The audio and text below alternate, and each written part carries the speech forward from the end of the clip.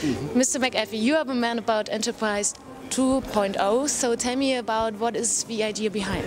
So Enterprise 2.0 is about some new technologies that are available to organizations. They started on the web and they are part of what we call Web 2.0. So Enterprise 2.0 is about those same technologies inside organizations and between organizations, and it's about how organizations use some of the new tools as they pursue their business goals, as they try to get ahead of their competition and perform better. And how can that have an impact on their business?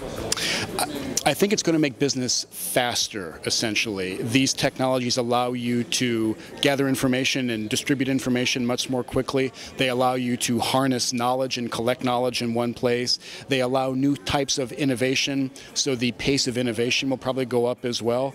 One thing that we've noticed for about the past 12 years is that the pace of competition seems to be increasing. And I think these technologies are only going to continue to increase the rate of innovation and the pace of competition.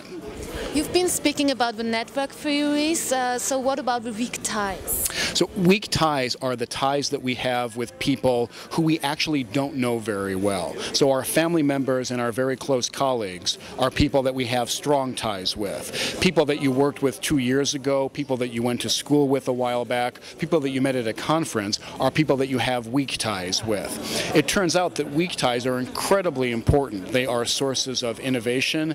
They are ways for you to get introduced to people who you would not know otherwise. So they're very valuable to have. One thing that I've noticed is that up until very recently, we've had very poor technologies for keeping on top of our network of weak ties and for exploiting that network. So when I look at social networking software like Facebook and LinkedIn, I see them as tools to build and maintain a network of weak ties. These are really novel, very, very powerful technologies that help us with a fundamental challenge. But isn't it also a danger to outsource all my knowledge and all my contacts and social networks to different platforms and also different technologies? So the danger there is that if Facebook goes out of business tomorrow, all of a sudden all these friends I don't know about anymore. So that is a risk, but is that a reason not to do it in the first place? I think you should still do it. Okay, and do you have an idea how that theory could have an impact on how businesses are right now starting? So there are a couple things. One is that there are a lot of technology businesses starting in the 2.0 era to help either with Web 2.0 or to help build Enterprise 2.0 solutions as well. So there's a lot of startup activity in Enterprise and Web 2.0. More fundamentally though, I think no matter what industry you're in, if you're starting up a business these days, your technology investment is a lot lower than it used to be. The price points for all these technologies are very low. A lot of them are even free. So if you want to build a good technology infrastructure for your startup company or your young company, you need to spend a lot less money now than was the case even 5 years ago. So this is very good news for entrepreneurs.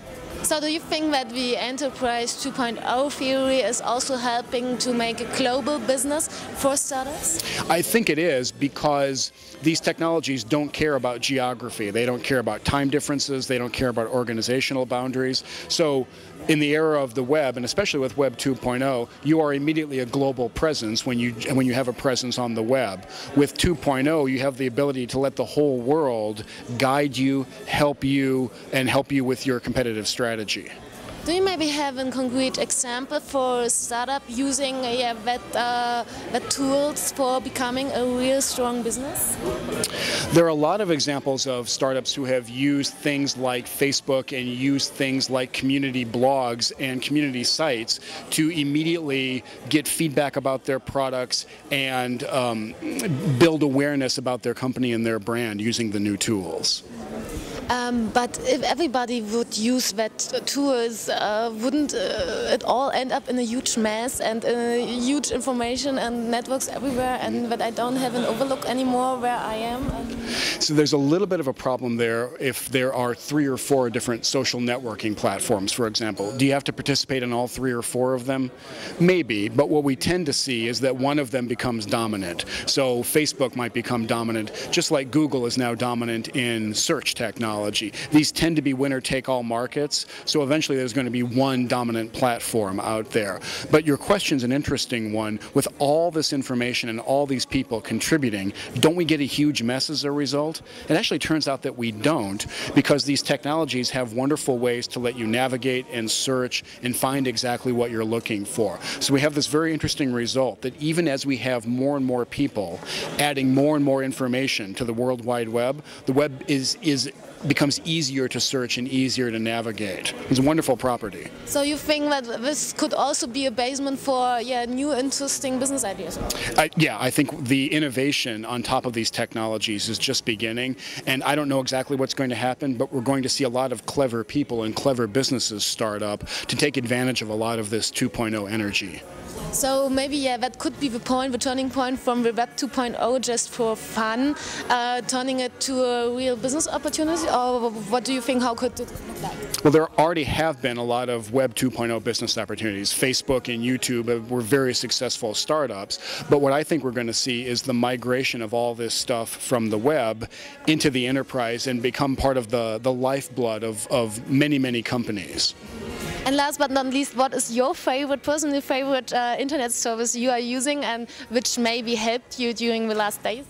I have become a big fan of Twitter, which is this strange technology that lets you, with 140 characters maximum, tell the world what you're doing or ask the world a question or give an update. And anyone who cares can subscribe to learn what you're doing. And if they want to respond to you, they can use Twitter to respond as well. So one thing I've started doing is when I have a question about almost anything, I just put up a quick, it's called a tweet. I put up a quick tweet about it, and within half an hour I get back 5 or 6 answers, which are very useful answers. It's an extremely efficient way for me to search for something.